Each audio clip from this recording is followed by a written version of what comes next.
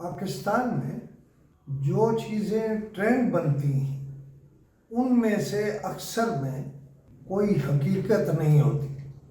کوئی چیز 10% ہوتی ہے تو اسے 100% بنا دیا جاتا ہے، اور اس کی بنیادی وجہ یہ ہے کہ انہیں لائکس چاہیے، شیئرز چاہیے.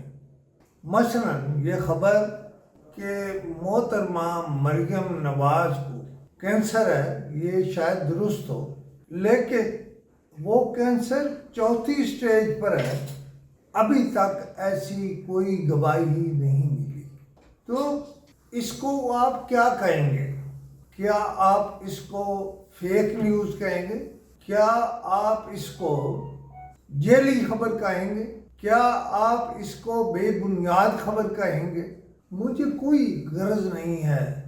حکومتوں کے لوگ اپنے آپ کو ہمیشہ ہی موفوق الفطرت مخلوق سمجھتے ہیں، اور محترمہ مریم نواز ان میں سب سے اوپر کی سطح پر ہے.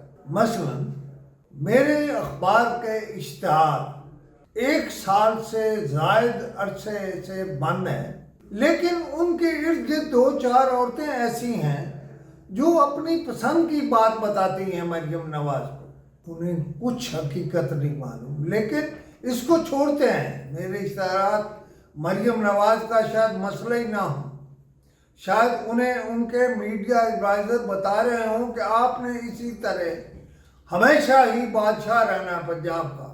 شاید وہ ٹھیک کہہ رہے ہوں، لیکن میں آپ سے کہنا چاہتا ہوں کہ ان کا کینسر 4تھی سٹیج پر ہے یا نہیں، یہ خبر اب تک ایک فیک نیوز ہے.